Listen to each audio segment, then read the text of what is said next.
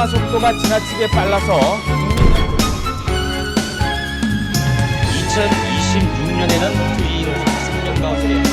이상 노인을 무려 30%가 고령화가 달성 세계에서 가장 초고령 국가가 될 것이라고 내다봤습니다.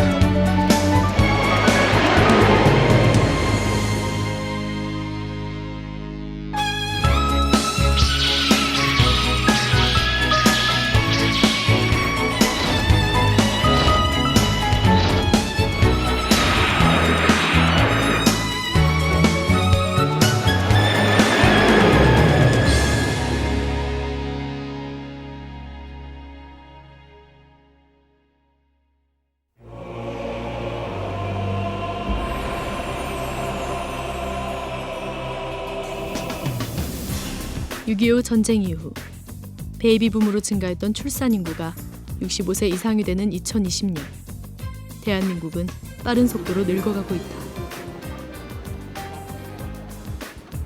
고령 사회로 다가서는 속도가 세계 어느 나라보다 빠르게 진행되고 있으며 출산율 또한 세계 최저를 기록하고 있다. 이대로 가다가는 경제 성장의 원동력인 청장년층은 턱없이 부족하고 노령층 부양비의 부담이 점점 커져 인구 재앙으로 거침없이 돌진하게 될지도 모른다. 생각을 해보는데요.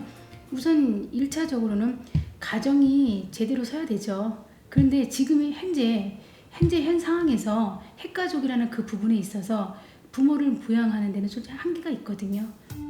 유엔 기준에 따르면 65세 이상을 뜻하는 고령 인구의 비중이 전체 인구의 7%를 넘는 연령 구조를 갖는 국가를 고령화 사회, 14% 이상이면 고령 사회, 고령 인구 비중이 전체 인구의 20% 이상인 사회를 초고령 사회라고 부른다. 통계청의 발표에 의하면 우리나라 65세 이상 노년 인구가 2000년을 기점으로 총 인구의 7%를 넘어서 고령화 사회에 진입했다고 말하고 있다.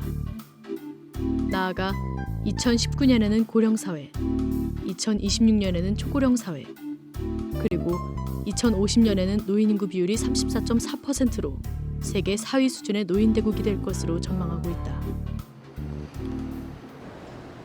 노인들은 노령화에 따른 건강 악화, 현대 사회의 여러 지식 기술을 보유하지 못해 급격한 사회 변화에 적절히 대응하지 못하고 있다. 평생 자식을 위해 모든 것을 희생하고 노년기에 경제적으로 의존해야만 하는 노인 인구가 많아졌다는 말이다. 한국노인문제연구소의 조사에 따르면 노인이 손자와 함께 사는 경우는 75년에 78.2%에서 96년에는 28.8%로 감소하고 혼자 사는 노인은 7.0%에서 53.1%로 증가했다. 이러한 현실에서 앞으로의 전망은 자신의 노후에 대해 자식들에게 무작정 의존하는 것이 아니라 직접 노후를 준비해야 한다고 전문가들은 말하고 있다. 현재 노인들은 당연히 자녀들을 그렇게 부양을 하면 자녀들로부터 노후에 그런 부양을 받을 것으로 기대를 했고 또 그렇게 알고 있었고 이제 그렇기 때문에 자녀들에게 많은 이제 투자를 했는데 실질적으로 이제는 가치관의 변화라든가 도시화라든가 이런 이유 때문에 자녀로부터 이제 적절한 부양을 받지 못하게 되었죠. 그렇다면 노후 준비는 어떻게 하는 것이 바람직한 것일까?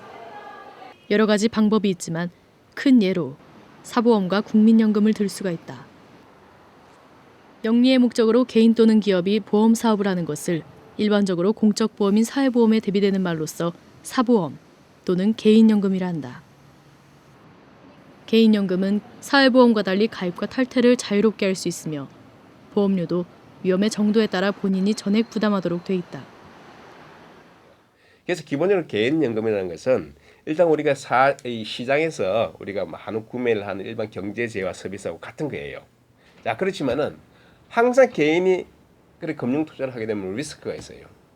거꾸로 100%가 아니고 마이너스 100% 될 수 있는 거예요. 그럼 왕창 떼게 되는 거예요. 자, 그런 리스크를 우리가 나름대로 개인이 책임을 지지 않으려면은 아무래도 기업 차원에서 하고 있는 개인연금 이것을 활용하는 것이 그나마 제일 안전하다고 볼 수 있는 거죠. 개인의 어려운 노후 대비를 모든 국민이 공동으로 대처하기 위한 제도로 탄생한 것이 바로 국민연금이다. 노후에 소득이 없거나 낮아져 생활이 곤란해지는 때를 대비해 근로활동이 가능한 기간 동안 조금씩 저축을 했다가 노후에 연금을 지급함으로써 본인은 물론 그 가족의 생활 안정에 기여하도록 제정돼 있다. 모든 국민을 하나 그 계를 조직하는 그런 형태로 해가지고 모든 국민을 가입자로 해서 국가에서 운영하는 사회보험제도로서 평소에 경제생활할 때 조금씩 보험료를 내서 그 보험료를 모아서 나중에 늙었을 때 경제생활을 그만하게 됐을 때 연금 형태로 지급하도록 하는 제도이죠.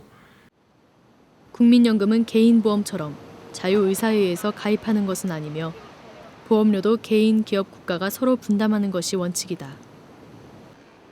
또한 보험료 계산에 있어서도 위험의 정도보다는 소득의 비례의 분담함을 원칙으로 소득의 재분배 기능을 가지게 되는 것이 특징이다. 하지만 국민연금을 둘러싼 국민의 불신과 불안이 점차 확산되고 있다. 이러한 확산 배경에는 경제 상황의 악화로 보험료 납부가 어려운 현실에서 강제징수의 강행에 따른 불만이 가장 큰 요소다. 또한 국민연금의 사회보험적 성격에 대한 오해 및 국민연금 기금 운용에 대한 불신감 등이 복합적으로 작용한 것으로 보인다.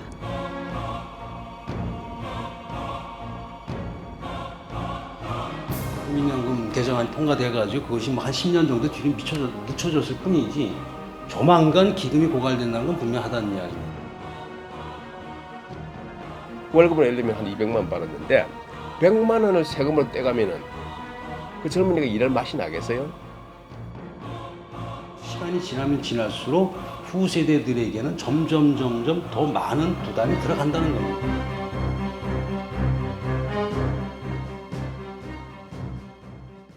현재 노년기에 접어든 사람들은 예정대로 국민연금을 받게 되며 아직까지는 자식들의 부양의식이 남아있기 때문에 비교적 크게 문제가 되지 않는다.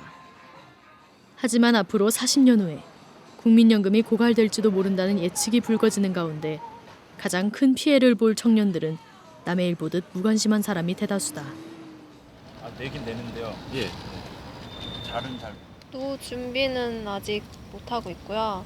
그거 생각한 적도 아직은 없는 것 같고. 노후보다는 취업을 우선적으로 많이 생각해서 아직까지 노후까지는 생각을 못하고 있는 것 같습니다. 지금까지 강조했듯이 노후에 대한 대비는 이제 가진 자들의 특권이 아니라 모든 이들이 갖추어야 할 필수 조건임이 분명하다. 어떤 노후 대책이 옳고 그르며 현재의 정책이 어떤 문제를 갖고 있는지는 2차적인 문제다. 우선적으로 지금의 대학생들을 비롯한 청년들이 앞으로 다가올 고령사회의 거센 파도를 미리 감지하고 대비해야 하는 것이 가장 시급한 쟁점이다. 문제의 심각성은 그런 그 필요성에 대해서 본인이 느끼지 않으면은 기본적으로 20대 지나고 30대 지나고 40대 지나도 본인은 거기에 대해서 나름대로 계획을 세우려는 그런 의지를 못 가지게 되는 거예요. 노년이 행복하면 젊은 시절의 고생이나 시련도 아름다운 추억으로 기억되지만 노년이 행복하지 못하다면 젊은 시절의 부귀영화도 한낱 헛된 것으로 치부된다. 노년의 행복이야말로 진정한 인생의 의미가 되는 것이다. 자기 삶의 주인은 나다. 내 삶의 주인은 나다. 내가 스스로 내 노후 대비를 하겠다는 그런 생각을 가져요. 우리가 해야 하는 것은 미래에 대한 희망을 가지고 지금부터 노후를 준비하는 것이다. 이제는 노후에 스스로 자립하지 못하면 자신은 물론 자녀들에게도 불효자라는 부담과 갈등의 짐을 지어줄 뿐이다. 지금 젊은 나이에 나와 가족을 위해 행복한 노후를 준비하는 것은 이른 것이 아니다.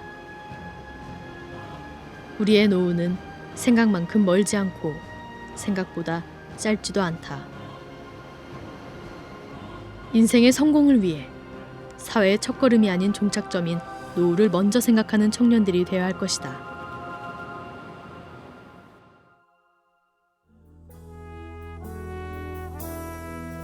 조금씩 잊혀져간